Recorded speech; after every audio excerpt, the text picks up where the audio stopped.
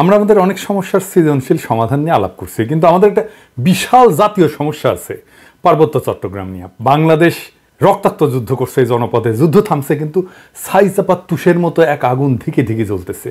পাহাড় আর সমতলের জনগোষ্ঠীর মধ্যে সন্দেহ আর অবিশ্বাসের বাতাস লঘু হইয়া যায় নাই। আমি মাঝে মাঝে ভাবি, যারা রাষ্ট্র চালায় তারা কি আদৌ সমস্যাগুলো নিয়ে ভাবেন? কিভাবে এটা সমাধান করা যায় এটা নিয়ে ভাবেন? ভাবলে, আন্তরিকভাবে চেষ্টা করলে তো এই সমস্যা একেবারে দূর না হোক, অনেকটা তো সহনীয় করে ফেলা যায়। রাষ্ট্র সবসময় অপদার্থরা চালায়, তাই কখনো আমরা ভাবতেই পারি না সমস্যাকে দূর করতে হলে কি কি কাজ করতে হবে, কিভাবে সৃজনশীলভাবে সমস্যার সমাধান করতে হবে। আজ আমি পার্বত্য চট্টগ্রাম ইস্যু নিয়ে আলাপ করব। আমার আলাপে সব সমস্যার সমাধান থাকবে না, তবে অন্তত একটা বড় সমস্যার সমাধানের বিষয়ে আলাপ করব। আশা করি বাংলাদেশের আপামর জনসাধারণ, সমতল এবং পাহাড়ের জনগণ আমার এই আলাপটাকে গ্রহণ করবেন। আসেন আল্লাহর নামে শুরু করি। এখন আলাপ হইতেছে আদিবাসী না উপজাতি এই বিষয় নিয়ে। আমি এই আলাপে এখনই ঢুকবো না, একটু টাচ করব আমার এপিসোডের একদম শেষ দিকে। আমার মতে সমস্যার মূলটা এই জায়গায় না, মূলটা মূলত দুইটা জায়গায়, একটা স্থানীয় আর একটা আন্তর্জাতিক। আন্তর্জাতিক বিষয়টা আমি প্রথমে আলোচনা করব, কারণ পার্বত্য চট্টগ্রাম নিয়ে আলাপ করার সময় সেই আন্তর্জাতিক প্রবলেমটা, সমস্যাটা, যেখানে ভারত একটা গুরুত্বপূর্ণ ফ্যাক্টর, সেটারে মাথায় রাখলে আমাদের বিষয়টা বুঝতে সুবিধা হবে এবং সমাধানের পথটা ভাবতেও সুবিধা হবে। আসেন এই দুইটা বিষয় কি কি।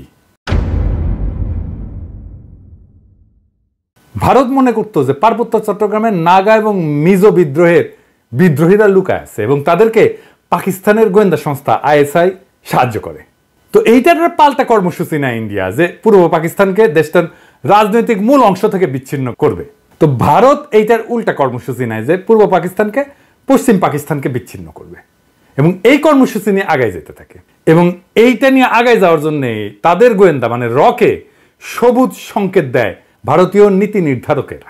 অনেক পরে ভারতের গোয়েন্দা সংস্থা তার কর্মকর্তা বি রমন এই সম্পর্কে বলছেন যে এই যে পূর্ব পাকিস্তান থেকে ভারতের উত্তর পূর্বাঞ্চলে আইএসআই চালানো কার্যক্রমের অবসান ঘটাইতে ইন্দিরা গান্ধী পূর্ব পাকিস্তানের বাংলাভাষীদেরকে পাকিস্তান থেকে বিচ্ছিন্ন হওয়া এবং বাংলাদেশ নামে একটা পৃথক রাষ্ট্র প্রতিষ্ঠার ব্যাপারে সহায়তা করতে হবে এই সিদ্ধান্ত নেয়। এটা বি রমনের বইয়ে লেখা আছে। তো ভারতীয় তরফ থেকে বাংলাদেশের মুক্তিযুদ্ধে সংশ্লিষ্টতার একটা বড় উপাদান ছিল একটা বিশেষ বাহিনীকে পার্বত্য চট্টগ্রাম দিয়ে অপারেশনে পাঠানো। এই বিশেষ বাহিনীর নাম ছিল special frontier force. General Uban ছিল এই ফোর্সের প্রথম ইন্সপেক্টর জেনারেল। 1962 সালের শেষ দিকে এই ফোর্সটা গড়ে উঠছিল। 71 সালে এই জেনারেল উবানি ছিলেন মুজিব বাহিনীর প্রশিক্ষক। মুজিব বাহিনী কি জানেন তো? ছাত্রলীগ, যুবলীগ আর আওয়ামী লীগের যৌথ গেরিলা বাহিনী। এরা কিন্তু যুদ্ধ করেনি, আর আজকে তারা মুক্তিযুদ্ধের সিপাহসালার হয়ে গেছে। শুধু তাই না, উবান ছিল রক্ষী বাহিনীরও প্রশিক্ষক। তাইলে বুঝতে পারতেছেন তো যে ইন্ডিয়ার প্ল্যানটা কি এবং কিভাবে সে প্ল্যানগুলো সাজাচ্ছে তার আশেপাশে। এবং পার্বত্য চট্টগ্রামে যখন 71-এর চূড়ান্ত অপারেশন হয়েছিল, তখন মুজিব বাহিনী না, স্পেশাল ফ্রন্টিয়ার ফোর্স নামে ওই আনকনভেনশনাল বাহিনীকেও ভারতীয়রা পার্বত্য চট্টগ্রাম দিয়ে বাংলাদেশে ঢুকায় দেয়। এবং এই স্পেশাল ফ্রন্টিয়ার ফোর্স অনেক দিন থাকে, এমনকি 1975 পর্যন্ত থাকে পার্বত্য চট্টগ্রামে। তো এই ফোর্সের দায়িত্ব কি ছিল? যে পার্বত্য চট্টগ্রামে যে ভারত নিয়ন্ত্রিত মিজোরাম এবং নাগাল্যান্ডের স্বাধীনতা সংগ্রামী আছে তাদেরকে খুঁজে বের করে এবং নিশ্চিহ্ন করা। এখানেই শেষ না, এই স্পেশাল ফ্রন্টিয়ার ফোর্সের সাথে মুজিব বাহিনী পার্বত্য চট্টগ্রাম দিয়ে যখন অভিযান শুরু করে, এটা নভেম্বরের শেষ দিকে। এরা ত্রিপুরা রাজ্য থেকে পার্বত্য চট্টগ্রামের পানছড়িতে প্রবেশ করে নভেম্বরের শেষে। একদল চাকমা তাদেরকে অভ্যর্থনা জানাইতে যায়, মনে করছে তাদের মুক্ত করতে আসছে। এই জন্য একটা খাসিও নিয়ে গেছিল বেচারারা। আহারে, মুজিব বাহিনী ও স্পেশাল ফ্রন্টিয়ার ফোর্স এই সদস্যদের খাসিটা নিছে, কিন্তু অভ্যর্থনাকারী সবাইকে হত্যা করছিল। তারপর তারা পানছড়ির পাহাড় গ্রামগুলোতে হামলা শুরু করে, বাড়িঘর লুটপাট করে, আগুন লাগাই দেয়, সামনে যাকে পায় তাকেই হত্যা করে এবং মেয়েদেরকে ধর্ষণ করে। তাদের হামলায় পানছড়িতে ওই দিনই নিহত হয়েছিল 32 জন নিরীহ পাহাড়ি। তারপর তারা পানছড়ি থেকে খাগড়াছড়ির দিকে রওনা হয় এবং যাওয়ার পথে 176টা বাড়িঘর জ্বালায় দেয়। 14 ডিসেম্বরেও তারা 22 জনকে হত্যা করে। এই ছিল আওয়ামী লীগের মুজিব বাহিনীর মুক্তিযুদ্ধ। এটাই তাদের কন্ট্রিবিউশন। বাংলাদেশ থেকে ভারতীয় সামরিক বাহিনী চলে যাওয়ার সময় তাদের সেনাবাহিনীর এই স্পেশাল ফ্রন্টিয়ার ফোর্সকে রেখে দেওয়া হয় কক্সবাজারে। 72 সালের জুলাই পর্যন্ত পার্বত্য চট্টগ্রামে অপারেশন চালায়। তারপরে তারা প্রত্যাবর্তন করে। কিন্তু সবাই যে চলে গেছিল তা কিন্তু না, কারণ মুজিব যেদিন জয় বাংলা হয় না 1975-এ, ওই সময় পার্বত্য চট্টগ্রামে অপারেশন চালানো একটা ভারতীয় হেলিকপ্টার বিধ্বস্ত হয় রেকর্ড রে ভাই। মুজিব মূলত পার্বত্য চট্টগ্রামকে ভারতের হাতে তুলে দিছিল। আমি আর সেই ইতিহাসে গেলাম না, কিন্তু এখন পার্বত্য চট্টগ্রাম নিয়ে ইন্ডিয়ার পরিকল্পনাটা কি? ইন্ডিয়ার একটা দুর্বল জায়গা আছে চিকেন নেক, তাই না? আপনারা জানেন, যেটা দখল নিতে পারলে সেভেন সিস্টার জয় বাংলা হয়ে যাবে, আলাদা হয়ে যাবে। ইন্ডিয়া সেটা নিয়ে সবসময় একটা প্যারার মধ্যে থাকে। আমাদেরও একটা উইক জায়গা আছে, সেটা হইতেছে ফেনী, যা আমাদের বাংলাদেশ মূল ভূখণ্ডের সাথে পার্বত্য চট্টগ্রামকে যুক্ত করছে। ওই জায়গা দিয়া পার্বত্য চট্টগ্রামকে যদি আলাদা করে দিতে পারে ইন্ডিয়া, তাইলে চিকেন নেক নিয়ে তার না ভাবলেও চলবে, মুফতে একটা সমুদ্র বন্দর পাওয়া যাবে। তাই সে পার্বত্য চট্টগ্রামের সবসময় বিচ্ছিন্নতাবাদীদেরকে অকাতরে সাপোর্ট দেয়, শান্তি বাহিনীকে সাপোর্ট দিচ্ছে, কুকিজিনদের সাপোর্ট দেয়। তারা জানে পার্বত্য চট্টগ্রাম যদি বিচ্ছিন্ন হয়ে আলাদা রাষ্ট্র হয়ও, তাইলে এই ল্যান্ড লক একটা অতি অল্প জনগোষ্ঠীর ভূখণ্ডের ইন্ডিয়ার উপরে সর্বাংশে নির্ভর করা ছাড়া আর উপায় নাই। আর ওই অংশটা ইন্ডিয়া খাইয়া ফেলতে কোনো সমস্যা হবে না তখন। তবে আমরা এই সমস্যার কথা কম বেশি সবাই জানি, যে দ্বিতীয় যে সমস্যা, যেটার কথা আমরা একেবারেই জানি না, আলাপ করি না, সেই সমস্যাটা কি? আসেন সেটা নিয়ে আলাপ করি।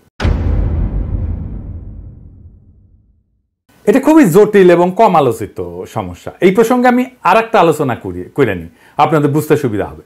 হংকং আর চায়না মেনল্যান্ড, এই দুইটা ভূখণ্ড কিন্তু একই দেশের হইলে সিস্টেম আলাদা, অর্থনৈতিক সিস্টেম আলাদা। হংকং অশান্ত না? আপনি একই দেশের দুইটা সিস্টেম করলে সেটা অশান্তির একটা বীজ হয়ে থাকে, যদি খুব ভালোভাবে ম্যানেজ করা না যায়।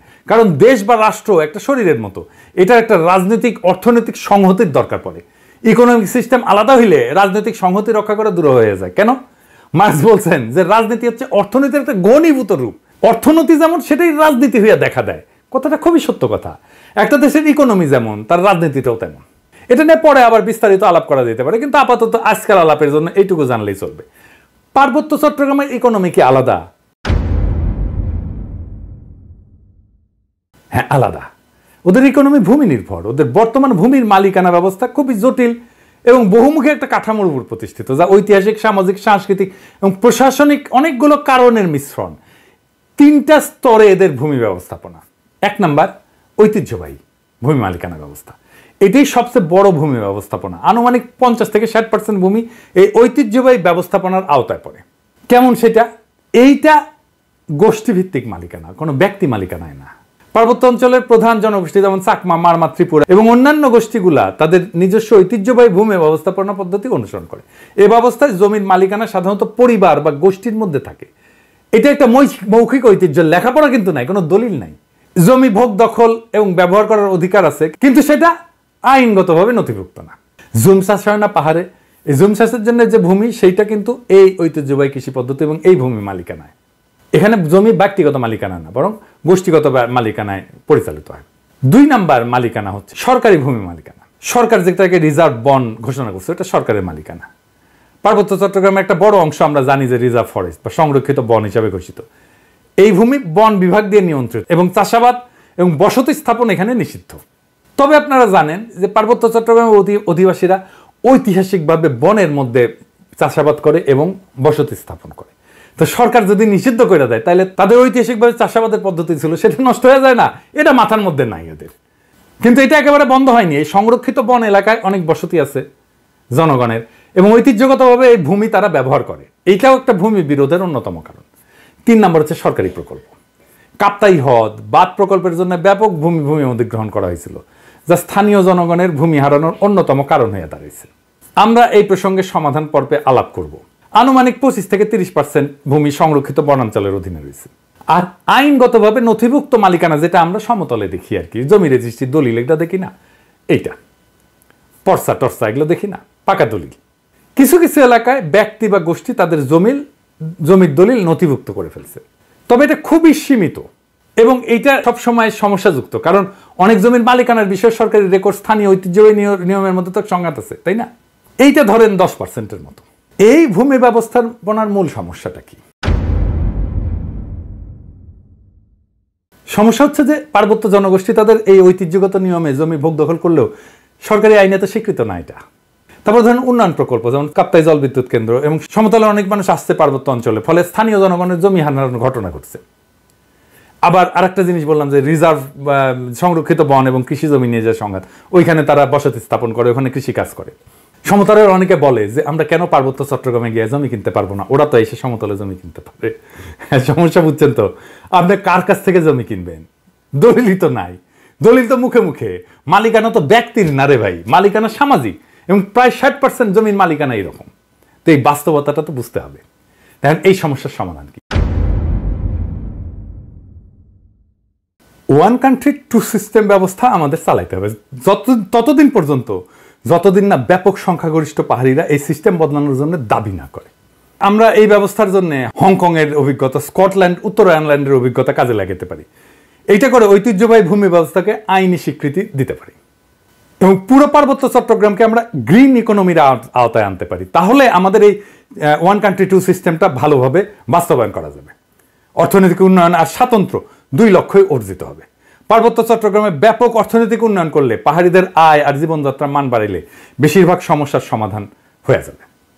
আসেন এই গ্রিন ইকোনমিটা কি আর কিভাবে এটা ইমপ্লিমেন্ট করা যায় সেটা দেখি, বাস্তবায়ন করা যায়।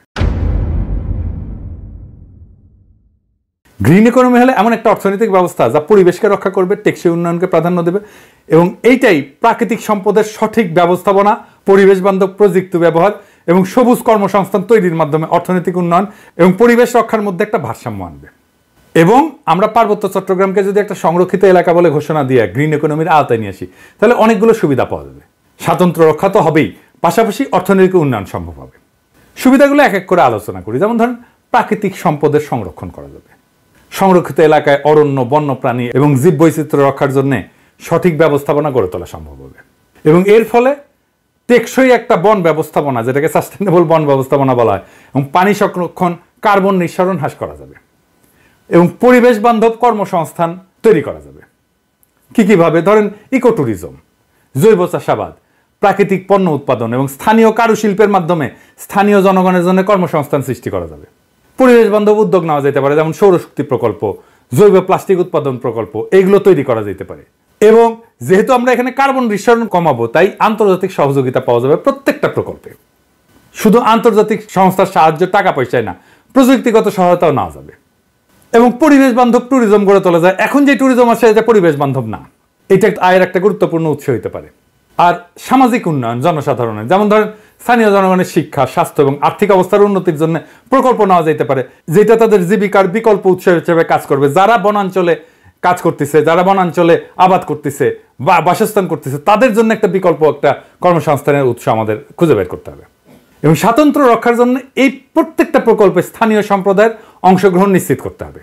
স্থানীয় জনগোষ্ঠীকে সিদ্ধান্ত গ্রহণ এবং ব্যবস্থাপনার অংশীদার করে ফেলতে হবে। তাদের ম্যানেজমেন্টে পার্টিসিপেশন ছাড়া আমরা কোনো কাজ করব না। তাদের সাংস্কৃতিক ঐতিহ্য এবং জীবনযাত্রাকে সম্মান জানায় উন্নয়ন পরিকল্পনা করতে হবে সব সময়। সংরক্ষিত এলাকাকে বিভিন্ন জোনে ভাগ করা যেতে পারে। যেমন ধরেন কোর জোন, যেটা সম্পূর্ণ সংরক্ষিত এলাকা, যেখানে মানুষের প্রবেশ সীমিত থাকবে। বাফার জোন, যে কিছু নিয়ন্ত্রিত কার্যক্রম, যেখানে ইকো ট্যুরিজমটা চালাবো।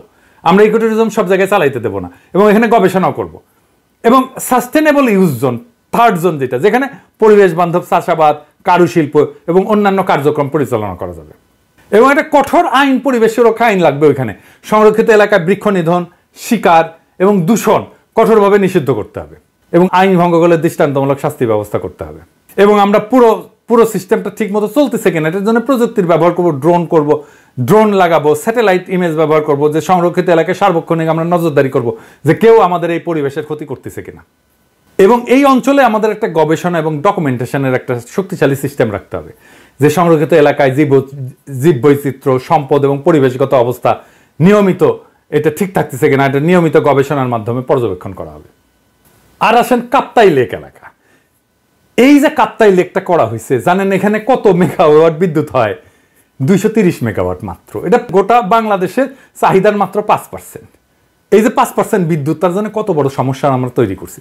আমরা যদি ঘোড়াশাল বিদ্যুৎ কেন্দ্রের কথা চিন্তা করি, ঘোড়াশাল বিদ্যুৎ কেন্দ্র 950 মেগাওয়াট বিদ্যুৎ উৎপাদন করে, তার মানে 4 গুণ এই কাপ্তাই লেকের চাইতে। তাইলে আমি এটা আসলে রাখবো কেন? এই কাপ্তাই বাঁধ ভেঙে দিয়ে আমরা জমি উদ্ধার করলে কি সমস্যা? এটা ভেবে দেখতে হবে। এটা নিয়ে আমাদের সিরিয়াস চিন্তা করতে হবে যে আসলে আমরা কাপ্তাই বাঁধটা রাখবো কিনা। একটা দীর্ঘস্থায়ী প্রবলেমের সমস্যার সমাধান করছে। কাপ্তাই লেক থাকবে না, কাপ্তাই লেকের দরকার কি? আমাদের তো দরকার নাই। দৃষ্টিনন্দন কাপ্তাই লেকের তো দরকার নেই। আমার যদি জমি উদ্ধার হয় ওইখানে, এই 230 মেগাওয়াট বিদ্যুতের দাম কত? আর আমরা যদি এই জমিটাকে ব্যবহার করতে পারি, কাপ্তাই লেকের নিচে ডুবে যাওয়া জমিটা যদি উদ্ধার করতে পারি, তাহলে এই জমিতে আমরা কি পরিমাণে অর্থনৈতিক ব্যবস্থাপনা করতে পারবো, অর্থনৈতিক সুবিধা পাবো, অর্থনৈতিক লাভ করতে পারবো, এটা একটা স্টাডি হইতে পারে। আমি এটা ধারণাটা দিলাম।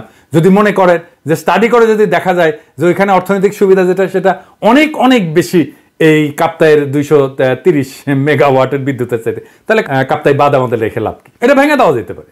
আমার মনে হয় যে কাপ্তাই বাঁধ যদি ভেঙে দেওয়া যায় তাহলে আমাদের বেটার ইকোনমিক বেনিফিট আমাদের আসবে। এবার আসেন আদিবাসী ধারণা নিয়ে আমার চিন্তাটা বলি, কেন এইটা অদরকারি আলাপ, কেনই বা সমতলের মানুষ এই চিন্তাটা পছন্দ করে না। সমতলের মানুষ আদিবাসী ধারণা নিয়ে কি মত পোষণ করে সেটা বলার আগে বোমাং রাজা কি ধারণা পোষণ করে সেটা শুনি আসেন, শোনেন ওনার কথাই শোনেন। আমার নাম অংশটু চৌধুরী। আপনারা বলেন আমরা actually we are not tribal, আমরা আদিবাসী নয়, আমরা ছিলাম বারমাতি। কারকারের সম্রাট মাংরাজগিরি উনি বোমাং রাজাকে 1614 সালে গভর্নর অফ চিটাগং, টেকডম রাজা গভর্নর ছিল। Fifth man entered into Chittagong Hills, বর্ধমানে বোমাঙ্গি কমলাপুর 1727 সালে। 283 বছর আগে আমরা এখানে যুক্তি। এই যে ইন্ডিজেনাস বা আদিবাসী শব্দটার অর্থ হইল এমন জনগোষ্ঠী বা সম্প্রদায় যারা কোনো নির্দিষ্ট ভৌগোলিক এলাকায় ঐতিহাসিকভাবে বসবাস করে আসতেছে, যারা সেই এলাকার আদি অধিবাসী এবং যাদের ঐতিহ্য সাধারণত ঔপনিবেশিক বা আধুনিক জনগোষ্ঠীর আগমনের পূর্বে গড়ে উঠছে। সহজ বাংলায় বললে ওই অঞ্চলের আদিবাসিন্দা।